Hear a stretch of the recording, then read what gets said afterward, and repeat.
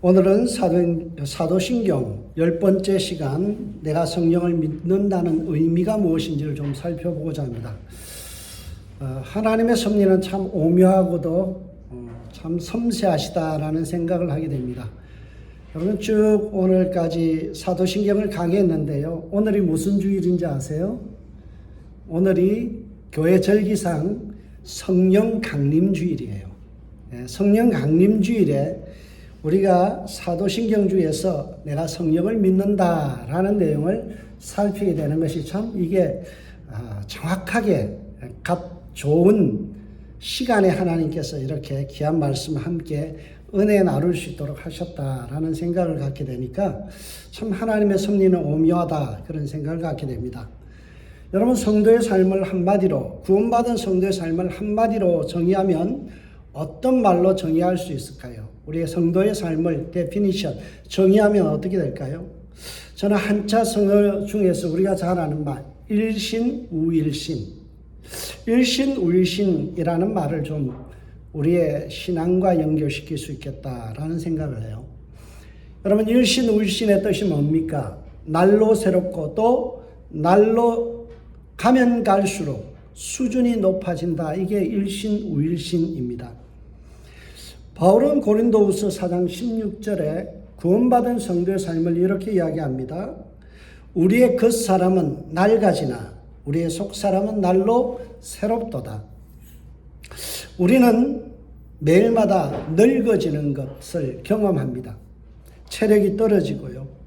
우리의 몸의 상태들이 자꾸만 노화가 진행되는 것을 보게 됩니다. 그래서 낡아진다라는 말을 합니다. 여기서 낡아진다라는 말의 뜻은요, 썩어져 문드러지다 또는 옷이 좀 먹어서 상하게 되다라는 뜻입니다. 여러분 우리의 몸이 마치 좀 먹은 옷과 같이 축축 처져 내리는 것들을 우리는 경험하고요. 세포가 노화로 인해서 주름살이 깊이 패이고 우리의 삶이 참 많이 힘들어지는 것들을 경험합니다. 겉사람은 날로 옛날 말로 하면 후패하다, 낡아진다라고 이야기하지만 그 외면과 상관없이 우리의 내면 속사람은 매일마다 우리는 새로움을 경험한다라는 것입니다. 여기서 새롭다라는 말의 뜻은요, 이게 질적으로 새로워진다, 퀄리티가 달라진다라는 거예요. 마치 코쿤이라는 이 누에 고추에서 이제 나비로 바뀌어지는 이러한 변화를 갖다가 새롭다라는 단어를 통해서 설명합니다. 여러분 우리의 외모는 나이가 들어짐으로 인해서 자꾸만 노화로 인해서 우리는 낡아지지만 우리의 마음은 언제나 청춘이다라는 거죠. 여러분의 마음속에 우리의 신앙은 얼마든지 젊은이들보다도 더 뜨거울 수 있다라는 것입니다. 어떻게 이런 일이 가능할까요? 성령 하나님께서 매일마다 우리의 삶에 개입하셔서 우리로 하여금 새롭게 하시기 때문이라는 거죠. 처음에는 성령님이 성도를 도와서 거듭난 피조물로, 새로운 피조물로 만드시고요. 중생케 하실 뿐만이 아니라 우리의 삶이 매일마다 새로워질 수 있도록 성화의 과정을 걸어가게 하시는 거죠. 구약의 성령님은요, 어떤 성령 충만한 사람에게 들어왔다 나갔다 하지만 신약에 와서 우리 성령님은 끊임없이 우리와 함께 하시면 dwelling 계속해서 내주하시는 거죠. 요한복음 14장 16절에 보면 성령 하나님은 어떤 분으로 설명합니까? 보혜사를 너희에게 주사 성령을 너희에게 주사 영원토록 너희와 함께 있으리니. 성령 하나님은 우리를 떠나지 않아요. 우리가 죄를 지어도, 우리가 실패해도, 우리가 하나님 보기에 부끄러운 삶을 살아도 그분은 영원히 내 안에 계시며 떠나지 않는다라는 거죠. 그러면서 어떤 일을 하세요? 보혜사란 말의 뜻은 helper, counselor 그런 뜻이죠. 성령님은 우리를 카운셀링 해줍니다. 그리고 우리를 도와주죠. 여러분 파라클레토스 성령이라는 이 말의 뜻은요. 파라 곁에 클레토스라는 말은 돕다라는 뜻이에요. 성령님은 매일마다 우리의 곁에서 도우시죠. 어떤 분야에서 직접적인 도움을 주시나요? 우리가 사도신경에 그 내용이 잘 정리되었습니다. 우리가 고백하는 사도신경의 내용에 보면 우리가 성령을 믿으며라는 말씀 다음에 나오는 부분이 있죠. 거룩한 공교회가 되게 하는 것도 성령의 역사고, 또 성도의 교제를 풍성하게 만드는 것도 성령님이 하시고요. 죄를 용서받게 하시는 일들도 성령님이 하시며, 몸의 부활, 우리가 마지막에 부활할 그 순간에 성령님께서 우리를 도와주시고, 그리고 영원한 생명 천국의 삶을 살 수 있도록 도와주시는 이 모든 5가지의 사역을 누가 도우셔요? 성령 하나님께서 도우신다라는 사실이에요. 그래서 성령님 없이는 우리의 성도의 삶이 유지될 수 없다라는 사실이에요. 그리고 성령님께서 항상 우리를 도와주시기 때문에 성도는 죄악을 이겨내고 일신위일신, 날로 우리의 마음이 새로워지고 우리의 마음이 다시 한번 하나님의 은혜의 자리로 나올 수 있는 용기를 얻게 된다는 거죠. 그러나 여기에 문제가 하나 있습니다. 그것이 뭔가 하면 우리가 이 성령 하나님의 도우심을 과연 믿고 사는가라는 거예요. 우리의 삶 속에서 끊임없이 내 안에서 계시는 성령님께서 나를 도와주기를 원하시고, 성령님께는 끊임없이 우리를 도와주실 뿐만이 아니라 empowering, 우리로 하여금 힘이 나도록 그렇게 응원하시는데, 그 응원과 도우심을 우리는 과연 웰컴, 항상 받아들이고 기뻐하면서 그분을 인정해 드리느냐, 이것이 문제라는 거예요. 많은 그리스도인들이 사도신경의 첫 부분, 전능하신 성부 하나님에 대해서는 우리가 믿어요. 하나님이 천지를 창조하셨다, 그것을 인정해요. 그분이 나의 아버지 되신다는 것에 대해서 믿는 분들이 많아요.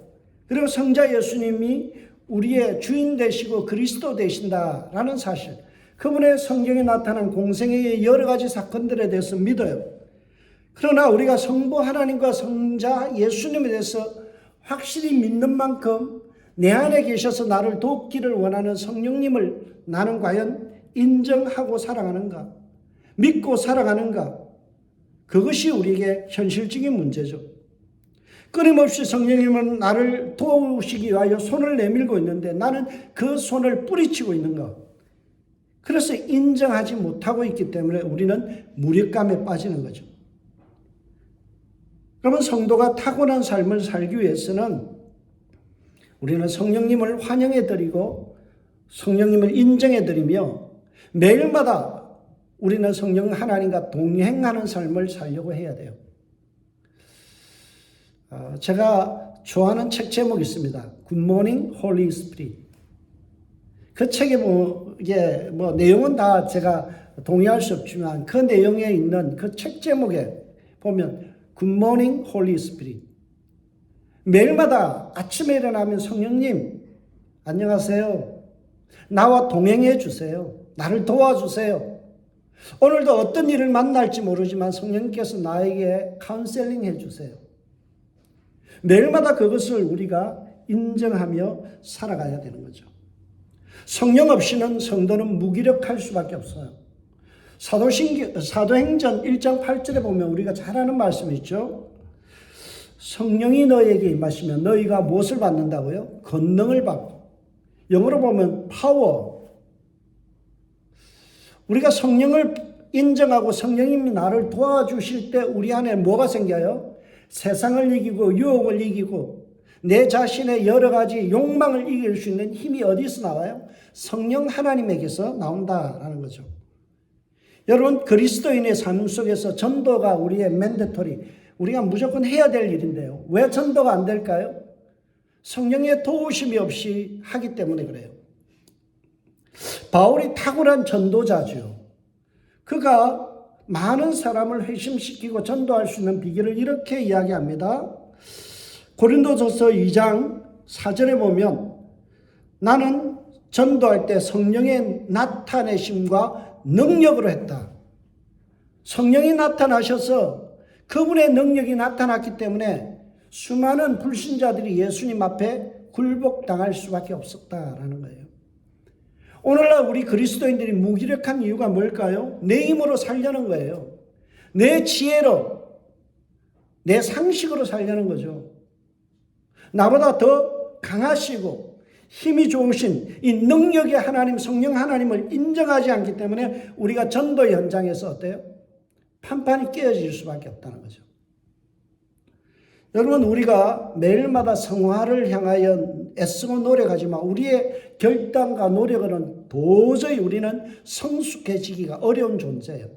내 안에 죄의 본성들이 있기 때문에 나를 하나님이 원하는 거룩한 모습으로 세워나가는 이 성화의 과정이 너무 어렵죠. 근데 바울이 에베소서 3장 16절에서 에베소 교회를 통하여 이렇게 얘기합니다. 성령으로 말미암아 너희 속 사람을 능력으로 강건케 하옵시며, 바울이 에베소 교회를 향하여 하나의 신앙의 팁을 줍니다. 뭐라고요? 너희가 정말 속 사람으로 강력해지기를 원하느냐? 그렇다면 성령으로 말미암아 너희 속 사람이 새로워져야 된다. 성령의 도우심 없이는 너희가 아무리 발구등 쳐도 거룩해지는 것이 어렵다라는 거예요. 성화되는 것이, 삶이 달라지는 것이 요원하다, 불가능하다는 거죠. 여러분, 우리가 성령님이 하시는 일이 참 도우실 때 어때요? 쉬워지는 거죠. 여러분, 땅을 팔 때 제가 할 수 있는 일은 삽으로 땅을 파는 거예요. 네, 하루 종일 땅 파는 게 쉬울까요? 포크레인이 와서 10분 동안 파놓고 가는 게 더 많으려 할까요? 당연하죠. 포크레인으로 파는 게 더 빠르고 효율적이죠. 우리는 자꾸만 삽 만들고 내 힘으로 내가 성화를 만들려고 그러고 내 인생을 개척하고 내 삶을 개간해 나가려고 하지만 우리가 하는 것은 땀을 흘리지만 그다지 효과적이지 못하다는 거예요. 성령 하나님께서 우리의 삶에 개입하셔서 우리를 도와주실 때 우리는 보다 탁월한 인생을 살아가는 거죠. 여러분, 탁월하기를 원하십니까? 그렇다면 성령님의 사역을 인정하고 매일마다 성령의 도우심을 받고 구하며 살아가야 돼요. 수많은 그리스도인은 성령을 믿지 않아요. 말로는 성령님 믿습니다 그러지만 성령의 변함없는 도우심과 함께하심을 믿고 살아가지 않는 것들을 보게 됩니다.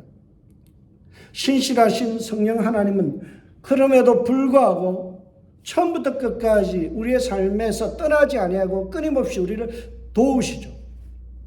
우리는 그분을 섭섭하게 대하고 우리는 인정하지 않고 그분의 도움조차를 무시하지만 좋으신 성령님은 우리가 그렇게 냉대할지라도 그분은 떠나지 아니하시고 우리에게 남아 계셔서 끊임없이 우리를 돕기를 원하신다는 거죠. 바울은 이 사실을 로마서 8장 26절에서 명확하게 밝힙니다. 구원받은 성도들을 향하여 이렇게 말씀하죠. 이와 같이 성령도 우리의 연약함을 도우시나니. 우리는 연약해요. 아주 고집이 세요.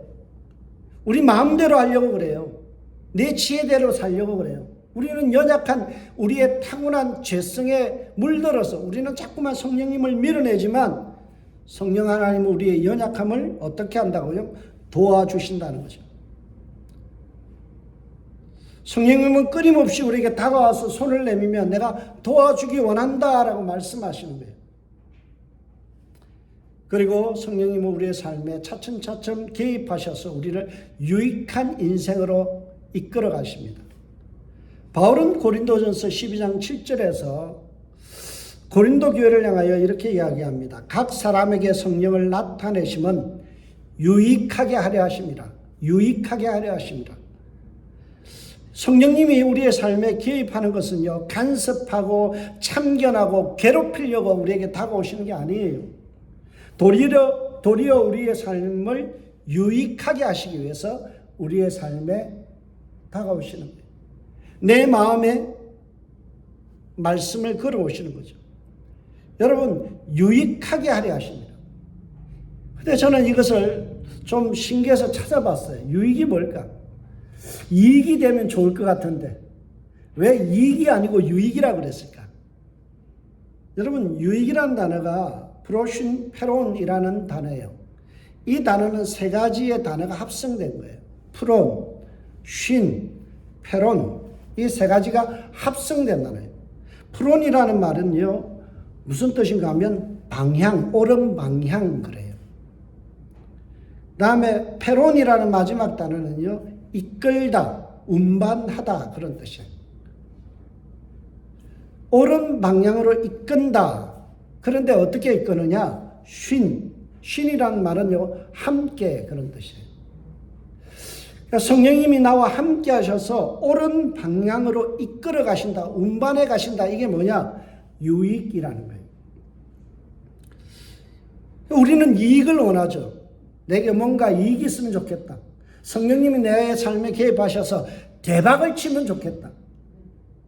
내 삶에 뭔가 좋은 일이 많아서 이익, 어떤 경제적인 이익, 건강의 이익이 있으면 참 좋겠는데요.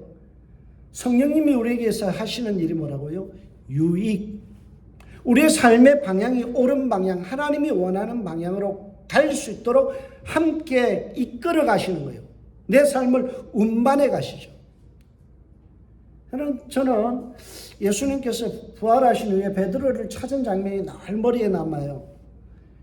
예수님께서 베드로하고 요한하고 있는데요.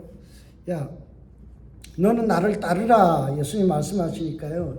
베드로가 심통이 났는데 옆에 있는 요한을 가리키면서 쟤는요? 주님 쟤는요? 물어요. 그러니까 뭐라 그래요? 야, 그딴 거 신경 쓰지 말고 너는 나를 따르라. 그러면서 하신 말씀이요. 성령이 너를 띠띠워 네가 원치 않는 곳으로 너를 데려가리라. 여러분, 베드로는요, 자기의 뜻이 있어요. 네가 젊어서는 네가 띠띠워서 네 마음대로 다니지만 네가 나이 들어서 성령 충만해졌을 때는 성령이 너를 띠를 띄워서 묶어서 어떻게 해요? 끌고 간다. 옳은 방향으로 이끌어 간다는 거죠. 내 자아와 내 욕심으로 살아가는 인생이 아니라 하나님이 원하는 방향으로 이끌어가는 거죠. 죄악의 방향에서 의의 방향으로 돌이켜 놓고요. 지옥으로 향하던 방향에서 천국을 향하던 삶으로 돌이켜 놓죠. 이게 유익이라는 거죠. 성령님은 우리에게 이익을 주려고 오시는 것이 아니라 유익한 인생, 하나님의 뜻과 일치한 삶을 살아갈 수 있도록 우리를 이끌어 가시는 거죠. 그런데 유익하게 하시는 성령님에게는 두 가지의 큰 사역의 틀이 있습니다. 성령님께서 하시는 두 가지의 틀, 이것을 존 파이프 목사님이 하기를 성령의 이중적 사역이다. 이중이 뭐예요? 두 가지 그런 뜻이죠. 이중적인 사역. 성령은 두 가지 방향으로 사역하신다. 첫 번째는요, 성령님께서 하시는 첫 번째 방향은요, 그게 뭔가 하면 밖에서 안으로의 사역, 이렇게 설명합니다. 여러분, 밖에서 안으로의 사역, 그게 뭘까요? 죄인인 인간은 우리 내부적으로 스스로 거듭날 수 없고 우리가 구원받을 수 없죠. 그래서 성령님께서 어떻게 해요? 외부에서 안으로 들어오셔서 우리를 거룩하게 하시고 그리고 우리를 새롭게 하시고 중생케 하시는 일들을 하신다는 거죠. 그래서 디도서 3장 5절에 보면 우리를 구원하시되 우리가 행한 바 의로운 행위로 말미암지 않고 우리의 노력으로 되는 게 아니라는 거죠. 오직 그의 긍휼하심을 따라 중생의 씻음과 성령의 새롭게 하심으로 하셨나니, 우리가 거듭나고 우리가 구원받고 천국 백성 된 게 뭐예요? 성령께서 밖에서 안으로 내 마음에 들어오셔서 나를 변화시켜서 중생의 씻음, 나의 죄를 씻어주시고 어떻게 하셨어요? 새롭게 하셨다. 새로운 피조물 되게 하신 거죠. 이것이 성령의 사역이라는 거예요. 내가 성령을 믿사오며 라는 이 고백은요, 어떤 의미예요? 성령께서 내 마음에 들어오셔서 나의 죄의 본성을 씻으시고 나를 하나님의 백성으로 구원받게 하셨던 것을 내가 믿습니다라는 거죠. 성령께서 외부에서 안으로 내 안에 들어오셔서 나를 변화시킨 것을 나는 믿습니다라는 거죠. 그래서 나는 새로운 피조물이 되었습니다. 성령의 새롭게 하심으로 나는 새로운 존재가 되었습니다. 누에 고치에서 나방이 되던 나는 전혀 다른 인격체와 신분이 되었습니다. 이것을 믿는다는 거죠. 여러분, 오늘 우리가 사도신경을 고백할 때 내가 성령을 믿는다라면 나는 이제부터 죄인이 아닙니다. 성령께서 내게 들어오셔서 나를 하나님의 백성 삼으셨고 성령께서 나를 깨끗하게 죄의 문으로서 씻어주시고 의의 백성 만드신 것을 나는 확신합니다. 나는 분명히 믿습니다. 그래도 내 심장을 당신께 드립니다.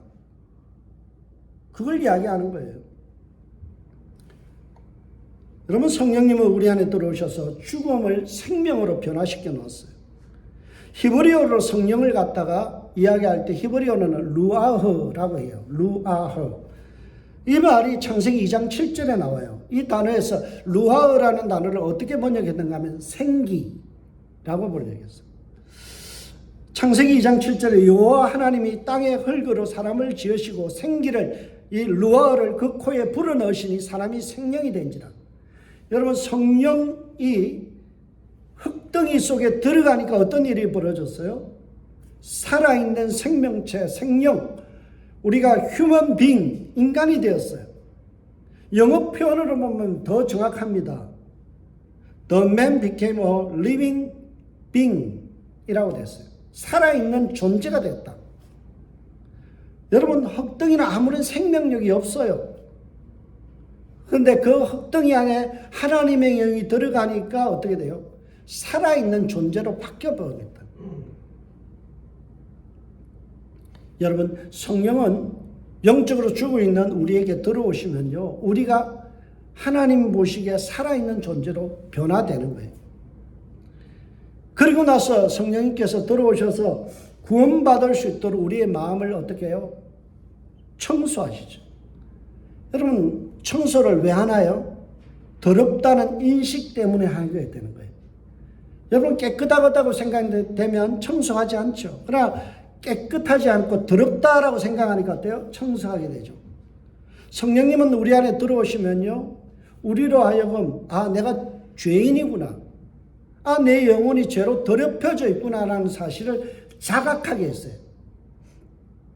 인간은 내면 스스로 자기의 죄를 발견하고 내가 죄인임을 인정하고 자각할 능력이 없어요. 그래서 요한복음 16장 8절에 보면 이렇게 말씀하죠. 그러나 내가 가면 보혜사 성령을 너에게 보내주겠다. 그가 오시면 죄와 의와 심판에 대하여 세상의 잘못을 깨우쳐 주실 것이다. 깨우쳐 주실 것이다. 성령이 오셔서 하는 일이 뭐예요? 내가 죄인이구나. 내가 죄인이구나. 내 힘으로 안 되는구나. 이것을 깨닫게 하신다라는 거죠. 성령님이 내 마음 구석구석을 비추시기 시작하면 우리는 화들짝 놀랍니다. 내가 죄인 중에 개수구나. 이것을 깨닫게 되는 거죠. 사도행전 2장에 보면 성령이 임한 뒤에 특이한 일이 일어나요. 그게 뭔가 하면 사도행전에 보면 이방인들이 예수님의 그 성령이 임하고 나서 뭐라고 이야기하는 거면 37절에 그들이 이 말을 듣고 마음이 찔려 베드로와 다른 사도들에게 물어 이르되 형제들아 우리가 어찌하여야 할꼬. 지금까지 어찌해야 될지를 모르고 살았다. 내가 죄인임을 갖다가 깨닫지는 못해요. 그래서 너가 회개하고 예수를 믿어라. 그러면 너희들이 죄상을 받는다. 베드로가 그렇게 설명하죠. 죄에 대해서 자각하지 못했어요. 나는 좀 괜찮은 인생인 줄 알았어요. 나는 그래도 남들보다 도덕적인 인생인지 알았어요. 그런데 성령이 그들에게 임하는 사도행전 2장의 사건이 임하고 났을 때 어떤 일이 있어요? 형제들아 내가 어찌해야 될까?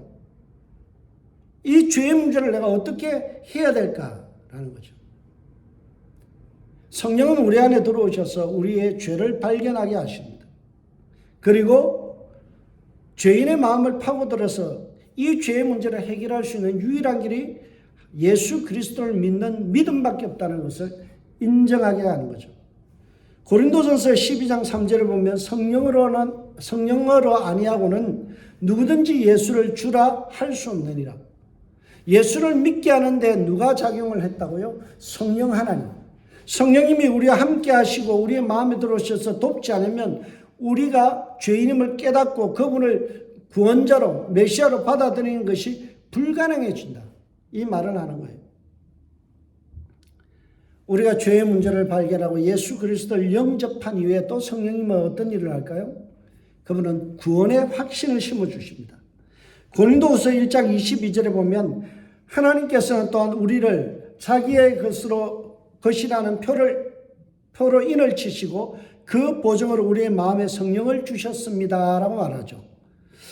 여러분 여기에 보면 하나님은 죄인을 구원하시고 나서 구원의 증표로 뭘 줬다고요? 도장, 실. 여기에 보면 실, 구원의 증표를 주셨다라고 하죠. 그리고 나서 이 도장이 유효하다라는 것을 누가 갤런티 한다고요? 성령께서 갤런티해 주신다. 그래서 22절에는 성령의 보증이라는 말을 하죠. 보증을 선다는 거예요. 이 단어는 아라본이라는 헬라어인데요. 헌신의 증표 또는 계약의 확정서 그런 거예요.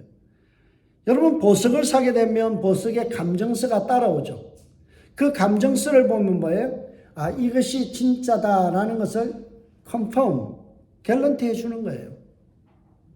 여러분 우리가 예수를 믿고 나면 성령께서 뭘 해주셔요? 아, 이 사람은 거듭난 사람이라는 것을 컨펌, 갤런티 해주는 거예요.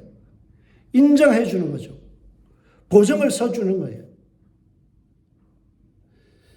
여러분 성령님은 끊임없이 우리 안에 들어오셔서 우리의 죄를 덜쳐내시고 우리가 구원받아야 될 죄인이라는 것을 인정하게 만드시고, 그래서 예수 그리스도를 영접한 후에 그리고 나서 구원받았음을 갖다가 인정하게 하시고 또 갤런티, 보증을 해 주신다라는 거예요. 그러면 모든 것이 이것이 성령님의 사역입니다. 성령이 밖에서 안으로 들어오셔서 하는 일이에요. 그래서 사도신경의 구조를 보세요. 맨 마지막 부분, 죄를 사하여 주시는 것과 몸이 다시 사는 것과 영생을 믿습니다라는 내용이 성부 하나님과 연결시키거나 성자 예수님과 연결시키지 않아요. 누구하고요? 성령 하나님과 연결시키고 있어요. 죄를 사하여 주시는으로 인하여 새로운 관계로 만들어 주신 것, 몸이 다시 사는 새로운 피조물로 만들어 주신 것, 영원히 사는 새로운 성취를 이루어 주시는 이 모든 것이 성령의 밖에서의 안으로의 사역이에요. 여러분 우리가 예수를 믿고 이 자리에 예배 드릴 때 성령님은 우리 안에 들어오셔서 이 놀라운 일들을 행하셨다라는 거예요. 이것이 얼마나 큰 은혜이며 이것이 얼마나 큰 우리에게 축복인지 우리가 말로 다 표현할 수 없어요. 죄로 물든 인생이, 구원받을 수 없는 인생이 성령의 도우심으로 말미암아 우리가 구원받았다라는 사실입니다. 오늘 구원은 결코 성령의 도우심 없이는 이루어질 수 없는 일이에요. 우리가 성령을 믿사오며라는 이 고백 속에는 내가 구원받았음을 나는 확실히 보장받았습니다 라는 거예요. 저와 여러분이 혹시나 아직도 성령님을 내 마음에 모셔드리지 않는 분이 있으면 성령 받기를 기도하세요. 그분이 내 인생에 찾아오셔서 내 마음에 자리 잡으시고 나의 죄의 문제를 해결해 주시고 예수를 믿게 하시고 그리고 거듭난 하나님의 백성이라는 것을 우리가 확신할 수 있도록 도와주실 것입니다. 저와 여러분의 삶에 이 귀한 은혜가 넘침을 인하여 감사하고 또 받기를 소망하는, 성령을 받기를 소망하는 자들에게는 하나님의 은혜로 말미암아 성령이 우리의 삶에 들어오셔서 우리를 변화시키시는 놀라운 은혜가 있길 주의 이름으로 축복합니다. 두 번째로요, 성령을 믿는다라는 말에 이중적 사역 속에서 또 한 면의 측면이 있어요. 그게 뭔가 하면 성령이 안에서 밖으로의 사역이에요. 안에서 밖으로의 사역. 성령님은 내 마음에 거하시면서 새로운 동기, 행동을 결단하고 이룰 수 있는 동기를 뭐예요? 자극시켜 주신다는, 그리고 응원해 주신다는 거죠. 우리의 성화, 우리가 거룩한 삶으로 나아갈 수 있도록 안에서 우리를 푸시하시고 취업하시는 거예요. 우리를 격려해 주세요. 성령이 하시는 일이 뭐예요? 밖에서 안으로 들어와서 내 삶을 변화시키고 하나님의 자녀 만드는 것뿐만 아니라 내가 하나님의 자녀답게 살아갈 수 있도록 우리를 응원, 취업하는 거예요. 그리고 우리로 하여금 그러한 삶을 살 수 있도록 자극하시는 거죠. 성령을 갖다가 파라클레토스라는 말을 했죠. 파라클레토스. 곁에서 돕는다. 그래서 한국말에는 위로자, 옹호자, 조언자 그렇게 번역했습니다. 그런데 이 위로라는 말이 있어요. 성령의 위로하심이라는 성경의 표현도 있죠. 여러분, 성령이 하시는 사역 중에 하나가 뭔가 하면 위로의 사역이에요. 근데 우리는 위로라는 말을 잘못 이해해요. 성경이 말하는 이 위로라는 말의 의미가 달라요. 우리는 위로 그러면 따뜻한 말이나 행동으로 사람의 마음을 좀 훈훈하게 만들어주고 슬픔과 괴로움을 덜어주는 것을 우리는 위로라고 하죠. 근데 헬라에서 이 위로라는 단어는요, 그런 뜻이 아니에요. 성령의 위로하심이라는 말은요, 재촉하다, 더 큰 일을 하도록 동기부여하다, 그런 뜻이에요. 여러분, 성령의 감동이란 말이죠. 하나님의 말씀은 성령의 감동으로 된 것이다. 이 감동이라는 말은 뭐예요? 숨을 불어넣다, 그런 뜻이죠. 이 숨이라는 것을 불어넣어서 어떻게 한다고요? 성령이 자극한다는 거예요. 재촉하고 더 큰 일을 할 수 있도록 동기부여하신다. 성령의 부추김. 그래서 영어로 보면 prompt라는 단어를 썼어요. 우리를 부추기는 거죠. 무엇을 할 마음을 일으킨다라는 뜻이에요. 성령님이 우리를 위로한다는 말은 우리가 선한 생각과 결단과 행위를 할 수 있도록 끊임없이 우리를 어때요? 자극하는 거예요. 그 일을 할 수 있도록 격려하는 거예요. 그게 성령의 위로라는 말이에요. 여러분, 사도행전 10장에 보면 이방인 고넬료의 집에 일어난 성령의 사건을 기록하고 있죠. 베드로가 요바에 있는 데요, 이방인들이 느닷없이 찾아와서 자기 집으로 올 것을 요청합니다. 그때 환상을 보죠. 보자기에서 불결한 짐승들 먹지, 유대인들은 안 먹는 짐승들이 내려와서 반찬이 내려와요. 안 먹겠다 하니까 어때요? 하나님께서 먹으라 그러죠. 그래서 그 뜻을 가만히 이제 생각하고 나니까 뭐예요? 이게 이방인을 받아들이라는 거구나. 그 마음을 자극을 받아요. 그리고 나서 고넬료가 있는 곳으로 가죠. 근데 그때 성령이 임하여, 그러니까 어떤 일이 일어나요? 거룩한 성향들이 일어나기 시작해요. 베드로가 이 말을 할 때, 설교할 때 이방인들에게도 성령의 부어주심으로 말미암아, 성령이 부어지니까 어떤 일이 일어나요? 이는 방언을 말하며 하나님을 높임을 들으리라 라고 말씀하죠. 두 가지가 일어났어요. 이방인의 입에서 헤븐리 텅, 방언이 터졌어요. 억제가 안 되는 거예요. 여러분, 방언이라는 것은 내가 원하는 기도를 하는 게 아니에요. 내 의지와 상관없이 입에서 헤븐리 텅이 그냥 방언이 막 터져 나와요. 여러분, 방언의 은사는 그런 거예요. 이것을 누가 하셨다고요? 성령으로 말하며, 성령을 부어주시는 말미암아 논란이 이런 방언을 말하며, 성령이 임하니까요, 지금까지 해보지 못했던 기도가 나오기 시작하는 거예요. 여러분, 방언이 깊어지면요, 저는 중학교 2학년 때인가 방언을 받았는데요, 방언 받고 나서 하루에 기도하는 시간이 7시간, 8시간 가요. 그게 가능하더라고요. 내 힘으로 돼요? 아니에요. 성령이 자극하시고 성령이 푸시하시니까 어때요? 내 입술이 그렇게 따라가는 거예요. 내 몸이 그렇게 따라가는 거예요. 나와 의지와 상관없이 성령의 방언케 하심이 일어나는 거예요. 그리고 또 하나가 뭐예요? 하나님을 높이는 예배가 있었다는 거예요.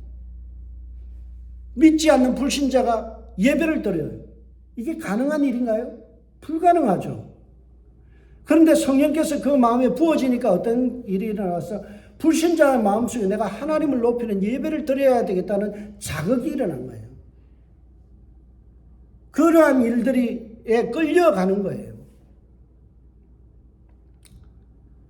이 모든 것은 이방인들에게 성령을 부어주심으로 말미암아됐다라고 성경은 말씀하고 있어요. 성령은 우리의 삶이 거룩한 삶으로, 성화의 삶으로 나아갈 수 있도록 끊임없이 우리를 어떻게 해요? 자극해 주세요. 자극해요. 여러분, 제가 교회, 이전교회에 있을 때, 한국에 있을 때 수지침이라는 걸 배웠어요. 수지침을 배우니까요, 이렇게 체하고 그러면 침을 놓고 이랬어요. 근데 간단해요. 원리가 뭔가 하면 자극이에요. 그래서 자극을 줘서 어때요? 쥐에 맥혀 있는 거나 어떤 뭉쳐 있는 것들을 풀어주더라고. 겁도 나지만은 해보니까요, 효과가 있더라고요. 여러분, 성령이 우리를 자극하시면 우리의 맥혀 있는 부분들, 기도가 막혀 있는 것들이 열려져요. 은사가 열려 있지 않은 것들이 열려지고요, 막혀 있던 것이 풀려져요. 이게 성령이 하시는 일이죠. 성령 충만케 하시고 성령의 삶을 살아갈 수 있도록 우리를 끊임없이 자극하시는 거죠. 고린도후서 3장 18절에 보면 이렇게 이야기했어요. 그와 같이 형상으로 변화하여 영광에서 영광에 이르리니 곧 주의 영으로, 성령으로 말미암으로. 성령이 우리에게 작용하실 때 어때요? 영광, 구원받은 영광에서 성화의 영광으로 나아간다는 거죠. 전진하는 거죠. 그래서 끊임없이 우리의 삶에 에너지를 넘치게 하십니다. 특별히 성령 충만하게 되면 나타나는 자극이 있어요. 그게 뭔가 하면 삶의 기쁨이에요. 성령 충만한 삶에 기쁨이 항상 동반한다는 거예요. 여러분, 기쁘신가요? 오늘의 삶이 기쁨이 있나요? 기쁨이 없다라면 내가 성령의 자극에 둔감하다는 거예요. 내 마음에 굳은 살이 박혔다는 거예요. 끊임없이 자극해도 굳은 살은 반응을 안 해요. 여러분, 우리의 마음이 굳은 살이 박혀 있으면요, 성령이 끊임없이 우리를, 혈자리를 뚫어주기를 원하는데 우리는 자꾸 막혀서 어때요? 반응을 안 하는 거죠. 특별히 여러분에게 삶에 기쁨이 없다라면 어때요? 그것은 성령 충만하지 못하다는 증거입니다. 그래서 성경을 연구해 보면요, 성령과 기쁨은 항상 같이 나타나요. 성령 안에서의 기쁨, 희락이 우리에게 나타나는 거죠. 데살로니가전서 1장 6절에 보면 또 너희는 많은 환난 가운데 성령의 기쁨으로 말씀을 받아 우리와 주를 본받는 자가 되었으니. 잘 들어보세요. 성령의 기쁨으로 말씀을 받았죠. 성령의 기쁨이 작용하니까 어떻게 돼요? 말씀을 받았는데 그 말씀이 그냥 설교 들은 것이 그냥 무효로 지나지 않고 우리와 주를 본받는 자가 됐다. 예수 그리스도를 닮아가는 삶이 됐다는 거죠. 성령이 우리로 하여금 기쁨의 삶을 인도하시면 우리의 삶은 변화되게 되는 거예요. 사도행전 3장 52절에 보세요. 성령 충만한 제자들의 모습에서 나타난 게 뭐예요? 제자들은 기쁨과 성령이 충만하니라.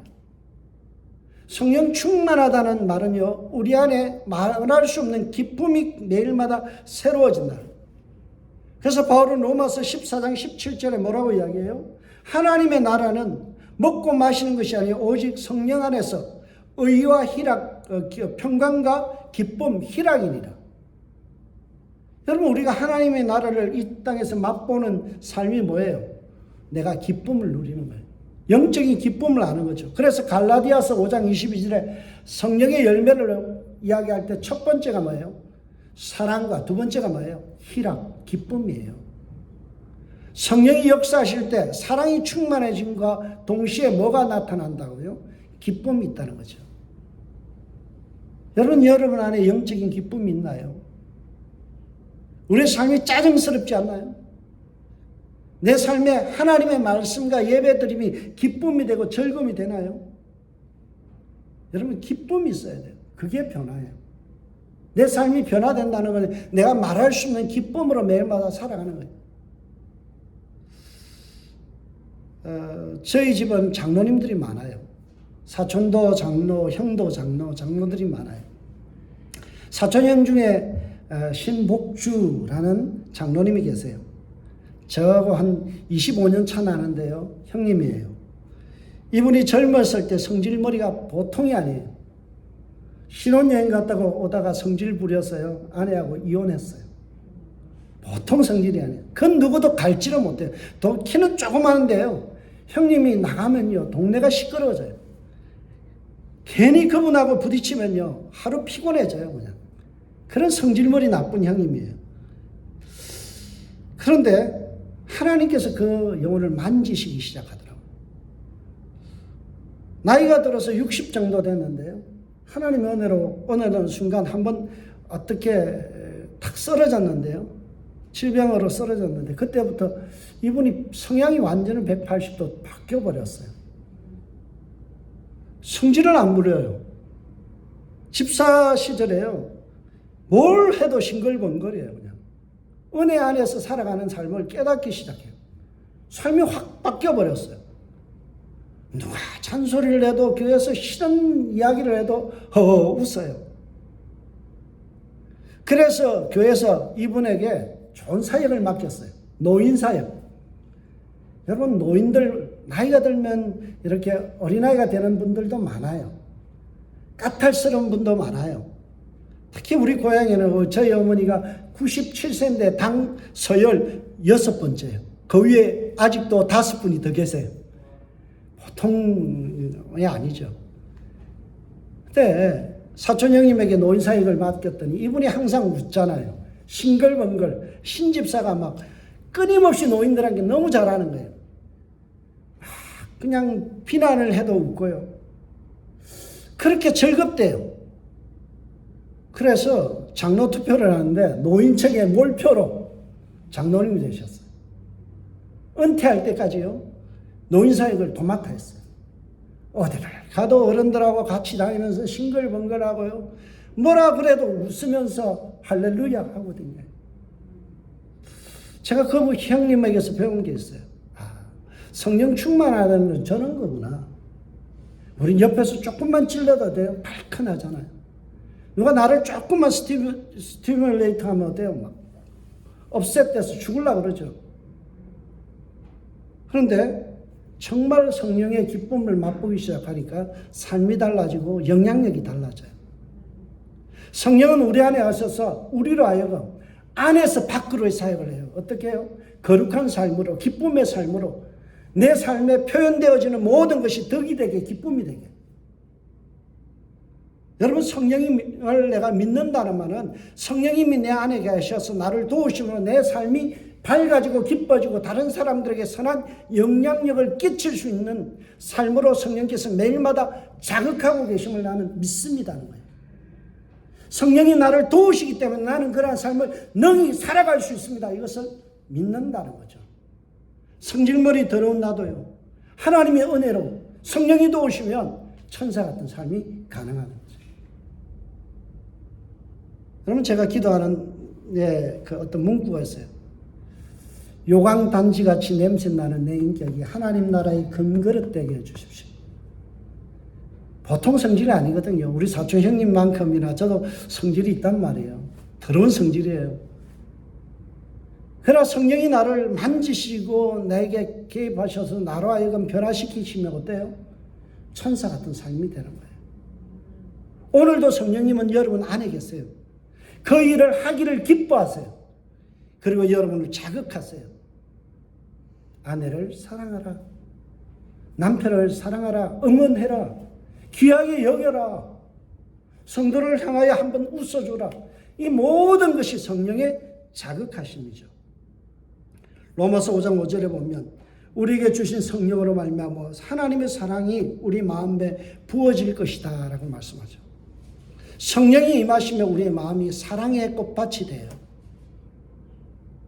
여러분 성령이 우리에게 찾아오시면 우리의 마음이 사랑으로 가득 차서 우리로 하여금 우리 주위에 있는 사람들에게 사랑을 베풀게 하세요.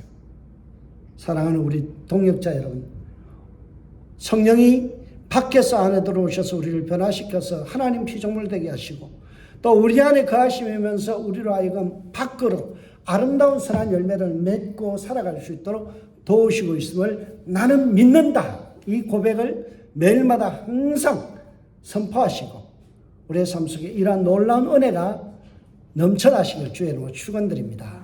기도하겠습니다.